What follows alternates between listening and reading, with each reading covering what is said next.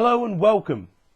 If I described a movie character to you as that floppy-haired Brit with all the self-worth of a used hanky, it's a fairly good bet you'd be thinking of a character played by Hugh Grant. And for good reason. For the better part of 15 years, he's made a living basically just playing that character. But where did this get started? When did this truly hideous monstrosity of a character first come onto our screens? This is 4 Weddings and a Funeral. As the movie starts, we see Charles hitting the snooze button on his alarm clock, while several of his friends are shown getting ready for the first wedding. Okay, none of the other characters in this movie have realised that Gareth and Matthew here are gay. And maybe it was a bit of a surprise to the movie going public in 1994, but today it kind of comes across as obvious. I will give the movie writers the credit of saying that these two characters don't fall into the standard stereotypes of gay characters. They are just people. And the relationship between them comes across much more like an old married couple than any of the others that are in this movie. Charles wakes up and checks the time, and realising they're late, he and his housemate Scarlett rush to get ready, swearing all the while. Oh, and nearly causing accidents. Excuse me a minute, I just need to set my brain to romantic comedy. Ow! Oh! Bugger! Ouch! Ow! Right, I think this might be funny now. Let's try again.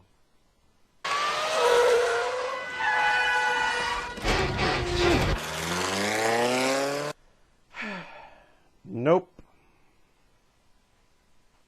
They arrive at the wedding, and it turns out that Charles is the best man. Carrie, our love interest, and played by Andie MacDowell, comes in late, and the ceremony starts.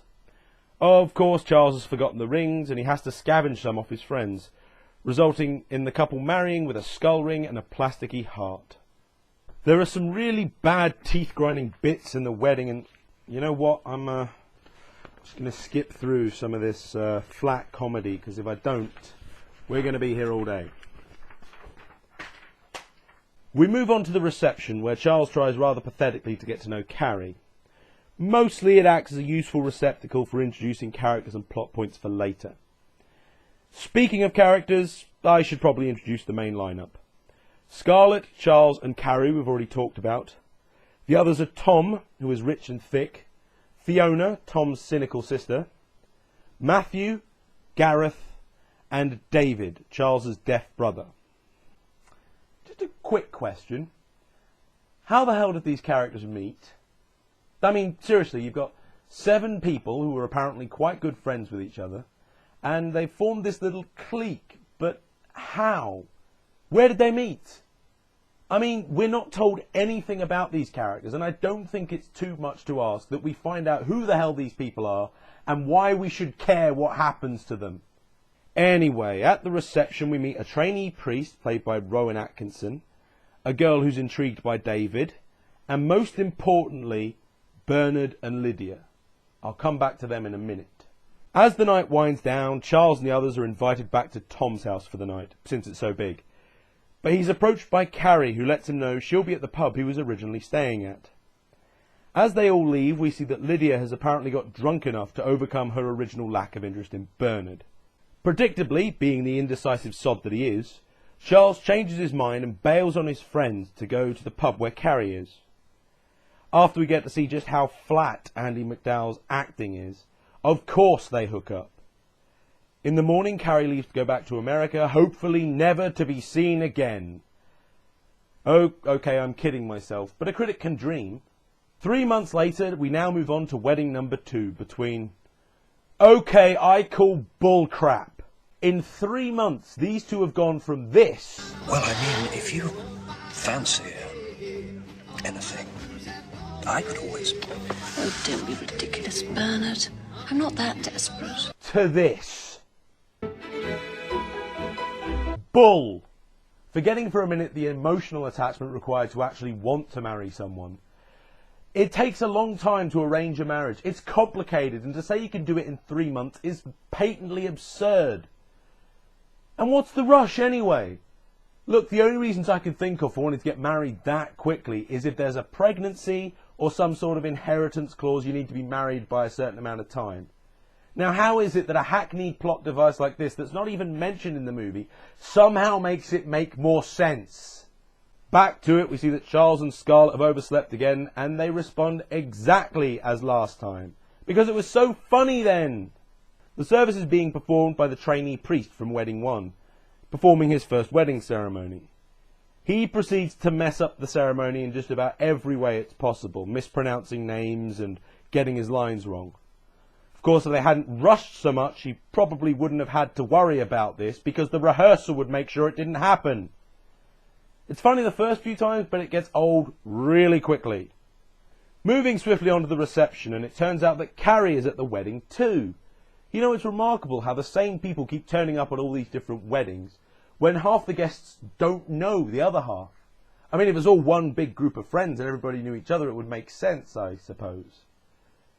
Anyway, Carrie reveals she's engaged to a man called Hamish, who has all the personality of a damp sponge, and Charles is apparently completely devastated after having only met her once before.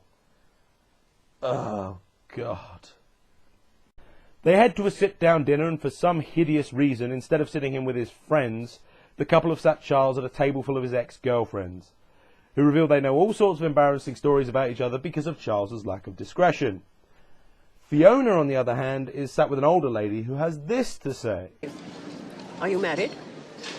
No. Are you a lesbian? What made you say that? Well, it's one of the possibilities for unmarried girls, so it is a bit more interesting than saying, oh dear, just never found the right chap, eh? Quite right. Why be dull? Thank you. Wow! An actively amusing set of dialogue exchange. I think I'm in shock. I feel a bit weird. Oh.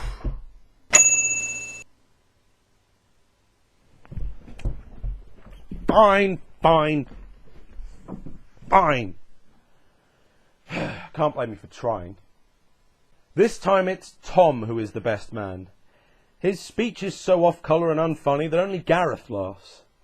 This scene is actually pretty good, and it's really nice to see some simple characterisation for Gareth. After the speech we meet Henrietta, another of Charles's exes, who is completely neurotic and apparently so traumatised by Charles that approaching him and being acknowledged is enough to have her leaving in tears. Well then, why did you go up to talk to him then, you silly cow? We also see the girl from Wedding 1, Serena, who liked the look of David. She's apparently learned some basic sign language to talk to him, so clearly she knew he'd be here. How? How is it that all these people keep turning up to the same weddings? Give me a hint, movie! Well, apart from that, it's actually quite a touching scene, with Serena making mistakes in the signing, but David ignoring them and carrying on, seeming quite touched. Meeting Henrietta was too much for Charles, so he goes to get out of people's way by hiding in a room upstairs. A room that clearly has someone's stuff in it. Of course, the inevitable happens and the bride and groom come in, clearly intending to have some mid-reception sex. Look, you floppy-haired pillock, this is not that hard to fix. You make a little noise like, oh, and then they look around, see you there, you make your excuses and leave. Everyone gets a little bit embarrassed, but it's better than being stuck in the room, isn't it? Or being found to have been in there after they've had sex. But no, being the irredeemable Burke that he is, Charles tries to sneak very slowly out, quietly through the second door, which is obviously not going to be an exit, and gets stuck listening to the whole affair. Serves him right! Anyway, once they finish, Lydia suggests they wait a few minutes and go again, at which point Charles gives up and just walks out, making some lame excuse about why he was there. As he leaves, he bumps into Henrietta, who was waiting for him outside the door? What? Whatever, she lectures him about the fact he doesn't let anyone in. It is rather funny when, mid-sobfest, Bernard opens the door in clear annoyance at the racket.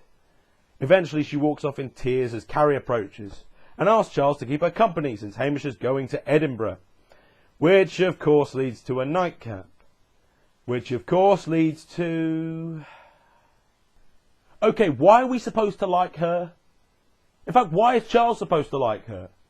This is a romantic comedy, so clearly we're supposed to be rooting for this couple. But why? There's nothing likeable about either of them. Charles leaves and we cut to 1 month later. where Charles is getting breakfast in bed from Scarlett for some reason. He points out his plans are to enjoy not having to go to a wedding this Saturday, but he has to meet David. He opens his mail and finds an invitation to Carrie's wedding, which includes a gift list. He heads down to the shop and asks about the list and finds out the baseline is £1,000. When he asks what he can get for £50, his response is this. Or our carrier bags are £1.50 each. Why don't you just get 33 of them? You know what, lady? Screw you and screw anyone who sends out a wedding invitation to someone they've met twice that includes a gift list for things ranging in the £1,000 mark. Yes, your husband is going to be rich. Yes, he has rich friends. But either put some cheaper things on there for the other people, or do not put the list in for people you've only met twice. Seems the writers felt the same. So Carrie turns up and tells Charles to just get her an ashtray, before whisking him off to help her choose a wedding dress. You know, I'm sure that Hamish would totally approve of her parading around in front of someone she's cheated on him with. After they head to a cafe and we're treated to a horrendously uncomfortable scene as she lists off all of her sexual encounters. Thankfully, Charles suddenly realises he's late to meet David. David is waiting for him and the two get into a conversation in sign language about Carrie while pretending to be talking about the upcoming wedding. Well, that's subtle. Carrie leaves, but indecisive Charles changes his mind about letting her go, leading to this. Look, sorry. I just, well, this is a really stupid question, and particularly in view of our recent shopping excursion. But I just wondered if by any chance, I mean, obviously not, because I'm some kid who's only slept with 9 people, but I just wondered, I really feel, Get on with it! Yes, get on with it! That was very romantic. You know what? If that's what women find romantic, I'm out. 1 month later and it's time for... Okay, enough. Enough with the short time frames, okay? Look, just honestly think about this for a minute. If one of your best friends told you they were getting married in a month, would there be better than even odds that you could actually make it? It's not like it's local either. It's at the other end of the country. So you've got to find somewhere to stay. You've got to find some way to get there. You've probably got to take your Friday night off of work so that you can get up there in time. And you've only got a month to do all this. It's ridiculous that all these people keep being able to turn up to weddings when they've got so little warning in advance. Anyway, Charles is late again, though at least this time we're excused having to see the bit with him and the alarm clock. He arrives in time to watch in a pathetically mournful manner from the back, though. At the reception, Gareth tells the rest of the gang that while he's always been proud of the fact none of them are married, he wants to go to the wedding of someone he really loves for a change. So they're all to go off and find spouses. Oh dear. There's a funeral due sometime soon, and the oldest member of our little gang here has gone from lovable rogue to lovable old softy. This is not going to end well, is it? We see some of the group moving around and meeting people. Most importantly, we see Scarlett meeting an American called Chester, and Charles meeting Henrietta again. Okay, I can stretch the rest of Charles's friends being at the wedding, since Carrie also wanted friendly faces around. But why on earth is Henrietta there? She's much less neurotic this time and puts it down to weighing next to nothing and having a new boyfriend. That's right, ladies. If you're a neurotic mess, all you need to do is lose some weight and find a man. Fiona also reveals that she's been in love with Charles since they first met. It's a shame because she's actually been a brilliantly snarky character, and it's a real pity that she's in love with such a twerp. I do wonder why she's never mentioned it before. Oh, and Gareth dances like a loony before Carrie gives a wedding speech, with all the passion of a turnip. Of course, finding time to say that there's someone who offered to step in if things went bad and she'll keep them posted. Be upstaged by this woman. Oh, I knew this wasn't going to end well.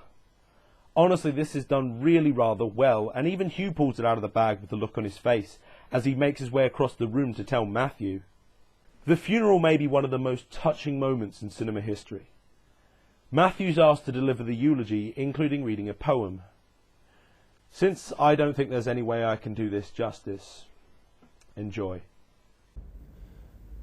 As for me, you may ask how I will remember him. What I thought of him.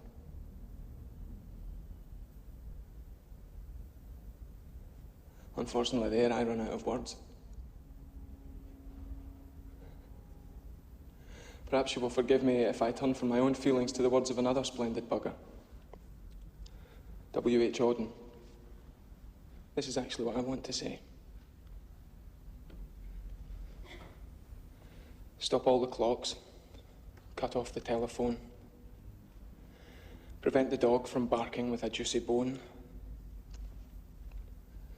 Silence the pianos and with muffled drum, bring out the coffin. Let the mourners come.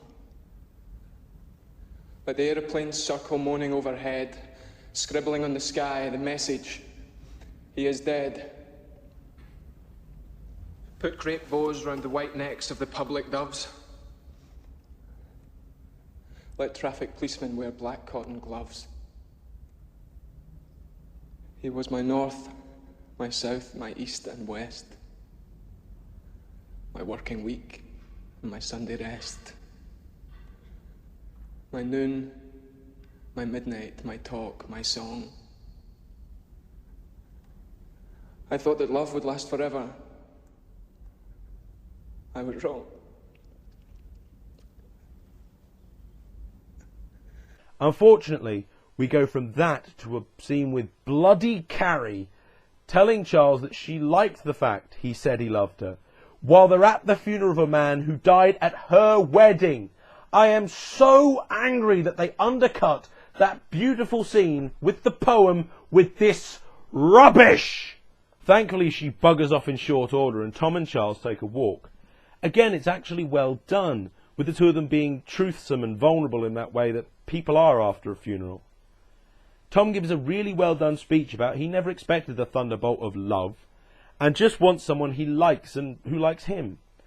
It's really a wonderful piece, although I do think they've waited a little long to start developing his character. The scene ends out with Charles saying that maybe he's right and that waiting for one true love is a hiding to nothing.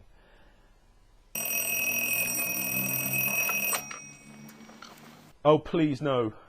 Please, I thought we were past this. No, come on! Actually, it turns out there are lots of alarm clocks around the bed, and Tom is sleeping next to him, saying that he wants to be absolutely sure they weren't late, and it's revealed that Charles is getting married to a mystery woman. Matthew turns up as best man and says he's sorry he's late, since it's 9:45 and the wedding is in 45 minutes. They race to the church, and Charles asks for the time. Honestly? Yes, time! It's about 10 to 9. Oh.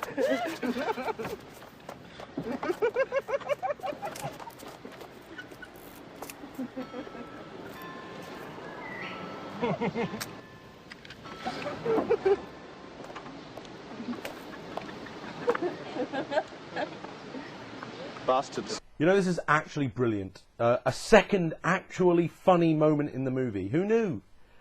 They all have breakfast on a bench and it's revealed that he'll be marrying Henrietta 10 months after the last time we saw her. You know what? Forget it. You know. Yes, she's gone from, wow, my new boyfriend's brilliant, to, I'm marrying Charles in less than a year. But given how fast the other marriages happened, this is practically sedate. Fiona gets some brief closure, but since the plot with her love from Charles was brought up so late, it doesn't really need more. Same for Scarlett as Chester appears. At least there it's implied they've spent some time together since the last wedding. Even Tom gets some closure as he meets a distant cousin and they fall for each other immediately. Golly. Thunderbolt City. In fact, it's all going well until Carrie turns up and reveals that she is divorced and has been for a few months. Of course, waiting until his wedding day was the best choice to get this information to him, wasn't it? Oh, bugger this. You all know where this is going. Charles leaves Henrietta at the altar and she decides to do what the audience has been wanting to do for the last hour and 3/4. In any case, Carrie turns up in the rain, delivering some hideously bad dialogue while Charles blathers on. And they all live happily ever after, the end, thank goodness. I know a lot of people like this movie, but it is bad. It is really bad. Look, for a good romantic comedy, you've got to have good comedy and a compelling romance. And while there are some good comedy moments in this, it's mostly awful. I just skipped over them because, like I said, it would have taken forever. And while there are some good romances in this, they're not the main one. I really like the little romances in this. And each one of them has more passion, dedication and honesty in it than Carrie and Charles have throughout the entire damn movie. Not forgetting, of course, that what it's telling you is that all that really matters is that you find the one person out there, the one person you're supposed to be with. Because that's what it's all about. Forget how other people feel. God damn it! If you want to watch a good romantic comedy, I'd recommend Forget Paris.